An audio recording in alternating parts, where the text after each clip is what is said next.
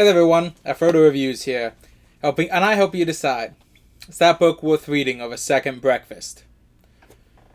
Or does it deserve the fiery... Okay, we're gonna have to talk about the lick, the elbow lick, alright? Or does it deserve the fiery tits of Mount Doom? Yes, I love you, but I will pet you after I do my intro. Don't elbow lick. Today's video is going to be a little bit different than what I normally do. I read a lot of actually minor TBR books this month, and I don't think I can really do a video on every single one. I actually started thinking about maybe just doing this from now on too as well, unless the book is really bad and just like a full-on review, like with Orc and a Bride. So I'm going to do what I've seen a lot of other booktubers do. In fact, what I've seen so many do that I think I probably should have done it a lot sooner. And I'm going to give you my first ever reading vlog. And I'm aware I'm probably doing it wrong. I'm pretty sure you're supposed to do a vlog as you read and not after you've done all the reading. But consider me a pioneer. Or, just consider it first time jitters because, I did it wrong. I guess it's more of a reading wrap-up than a vlog, but I'm not going to call it that. In no particular order, I'll just go over all the minor things I read in between my main TBR this month and talk about them. Or at least maybe last month, depending on when this goes up, between the July TBR. There we go. I'll say that. So the first I'm going to go with is the one that I don't have a physical copy for, and that is the manga Tomo-chan is a Girl. I don't remember who the artist is off the top of my head, so I'll probably put it here where you should see the cover by now.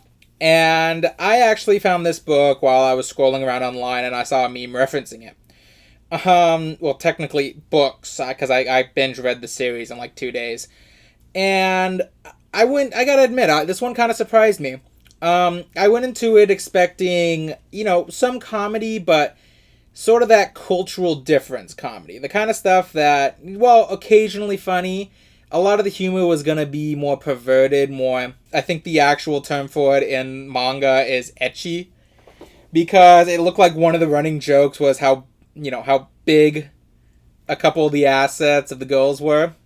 And that is technically a running joke, but it's done a lot more.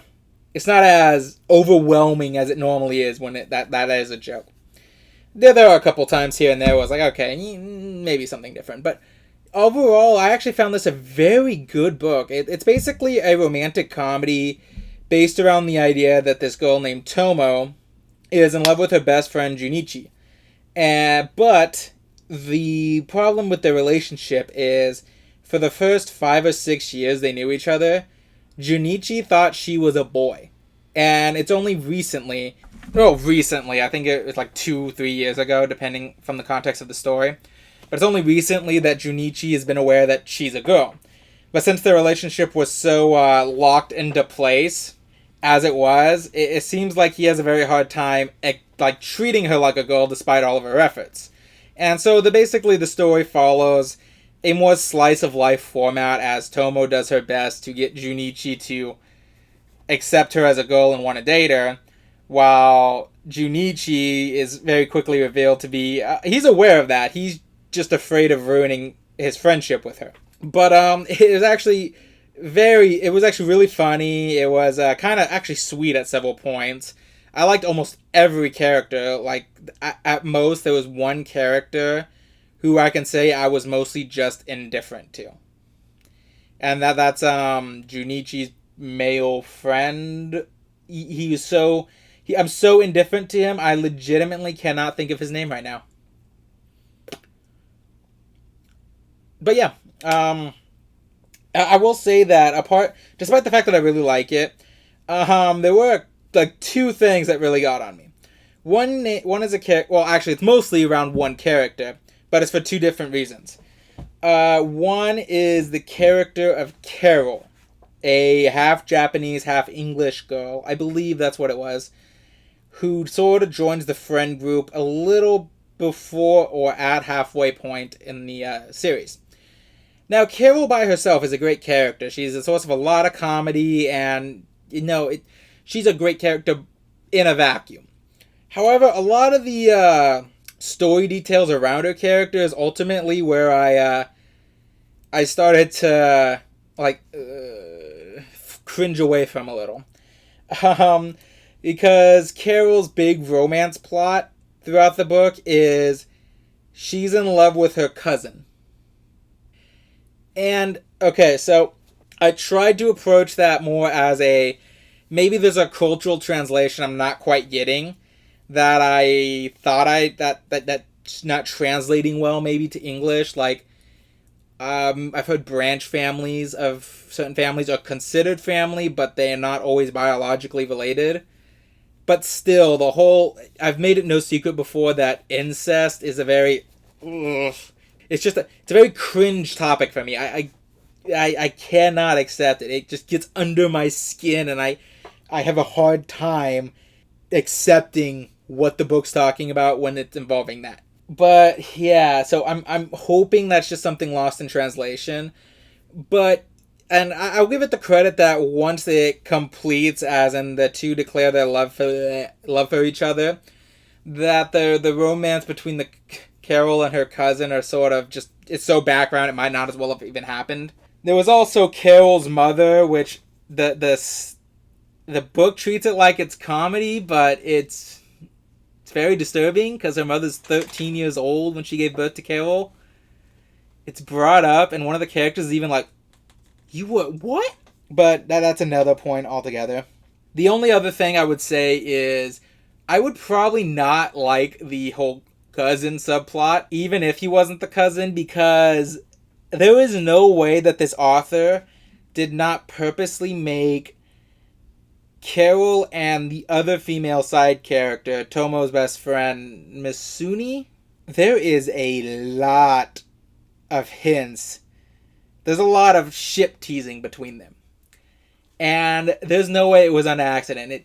It happens so often that I was like, wait, what? He's actually committing to that? I thought the twist was going to be that these two are going to end up falling in love, and Carol's like mistaking her love for her cousin as romantic love because she didn't feel that way about any other guy. It was just, I really wish the author had committed to that rather than just teasing.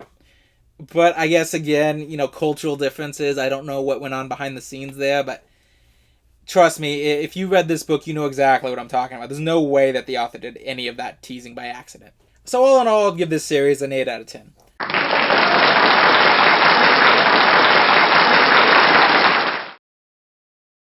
It's one of those, it's very close to not being an 8. The Carol subplot really drug it down for me. I really did not like a lot of the subplot for her, even though I liked her character. But apart from that, everything else in the story just works. I was a little disappointed with the ending, but that's about all I can really say. It wasn't like a major disappointment. It was just more like, I kind of thought he'd do something else, the author. So, to move on, the next book is one that I had been reading for a while.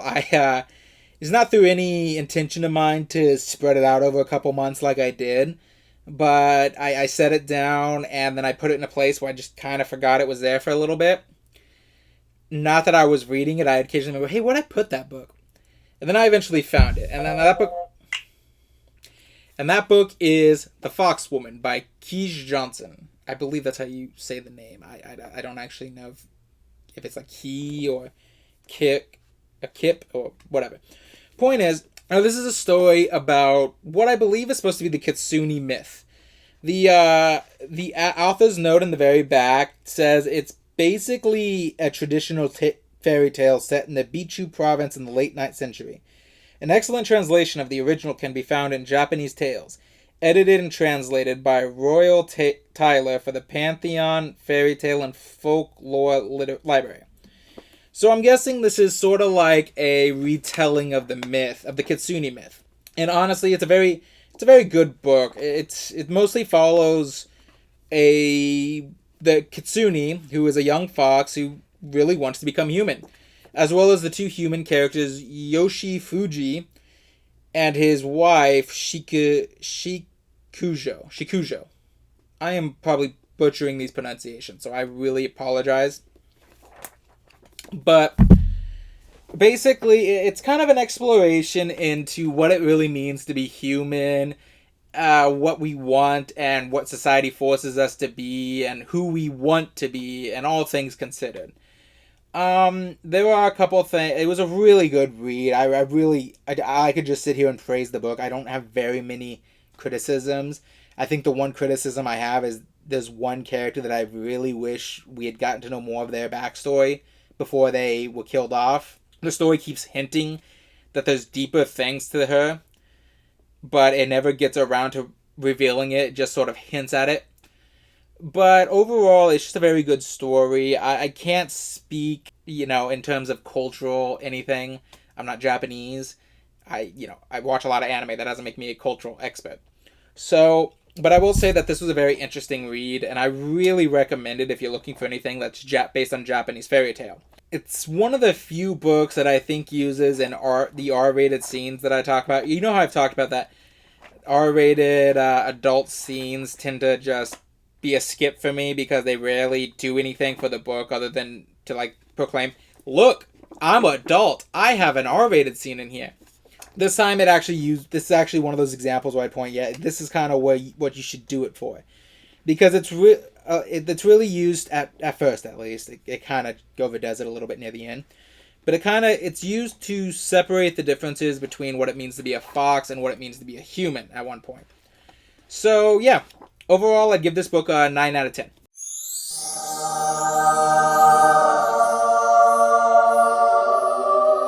Good read. Do not take as long as I took to read it. It wasn't, like I said, it wasn't bad. It's just I set it down, forgot it was there for a while, and then I picked it back up. I'm like, oh yeah, I need to read it. And it took me 2 days to finish, even though I was only about halfway through.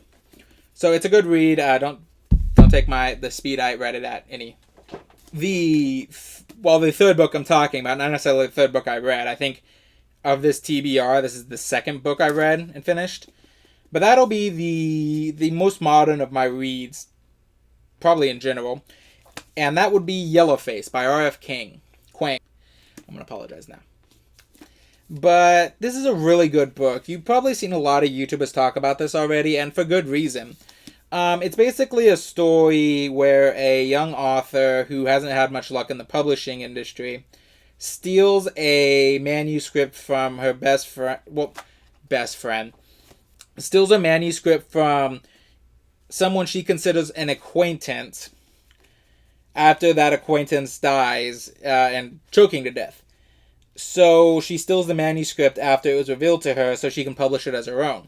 And this book kind of follows that. There's a lot to say on this book. One thing is that it's a very scathing review on the publishing companies. I don't know if it's intentional or not, but I'm fairly sure it is with how scathing it can be. But as the name also implies, it's also kind of a scathing review on white privilege as well. In a sense that a white author stole this Asian author's manuscript, and when it comes to revising it for the publishing, she very clearly doesn't understand why a lot of the things were in there the way they were, and doesn't fight to keep them in there. Honestly, the revision chapter is one of the hardest to read for me, because I'm like, that's why I started to hate the character. This is very much a villain protagonist, by the way. Don't go into this expecting something like World's Greatest Dad, where someone uses the death of a close family member or friend to publish their own works, but it started in a good place. No, this character is very much a villain protagonist. Honestly, I was at one point I was just reading because I'm like, I have to see this character get their comeuppance. Yeah, it was actually a very, very good way of doing a villain protagonist character. One of the favorite things I liked about it was, since it's told through the first person point of view, you have to kind of sit back and wonder how much of the narration is biased, because the villain has such a victim complex, it's ridiculous. One of the things is, anytime she feels threatened, one of the first things she does is she just makes sure to bring down the person that she stole this manuscript from. Mostly in her head, she finds any reason to excuse what she did, to the point where it's like, what she's telling us and what non-biased viewpoints we are given from the artist she stole from, Athena, are so vastly different that I can't help but feel that, I'm main character's lying to us. I'm just not gonna spoil anymore. I'm gonna highly recommend that any of you, just in general, pick it up. But it's especially interesting if you're a writer who wants to publish. Overall, I would definitely give this book a 9 out of 10.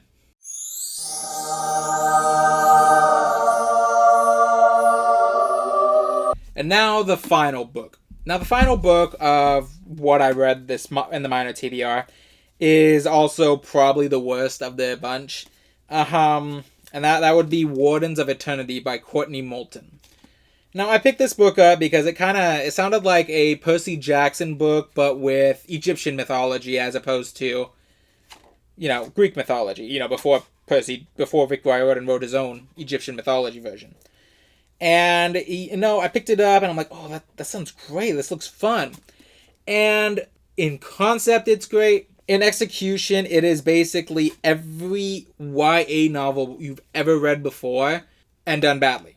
It does everything that annoys me about YA novels. It has an insta-love romance where the main character and her love interest basically see each other and it's instantly like, we're in love. No communication or bonding needed. By like the third time we even see them interact, they're making kissy faces at each other. Like, by the end of the book, they're declaring undying love. The main character is something of a Mary Sue. It's not full on. It's not a huge Mary Sue. She does mess up eventually, but in like 3 days, after being trained so in 3 days, this character grew up as an orphan on New York streets in 1939. Now I thought they were going to use that and juxtapose the training she was going to get, but they don't. In like 3 days, she is matching training. She's matching the fighting experience and mental acuity of characters who are like 20 years her senior in age and 10 years her senior in training. She is just so special and gifted that she literally fights and defeats a goddess like 3 times in this book. Like, Moulton read the part of the first Percy Jackson where Percy defeats Ares and thought, I can do that, but better. Ignoring a lot of the context that went behind that scene about why Percy Jackson was even able to win. Because of that, there's never a sense of danger this character suffers. She's pretty much always on the winning end of a fight, even if she's been ambushed. Her experience always carries her out. She's always figuring out puzzles like that, even people who should have known it like way ahead of time. And when all of that fails her, Anubis literally gave her a trinket that says, summon me and ask me for whatever you want. So she literally has a god at her beck and call. There's never a sense. Like, the one time she loses, she literally is like, Anubis, come out and help me. Got it. And it's just this. I won't deny that the author had a clear love of Egyptian mythology when I read this, but it's not badly written in a sense, in a purely technical sense, but it's just, there's a lot to it that just doesn't work. Personally, I would give this about a 4 out of 10.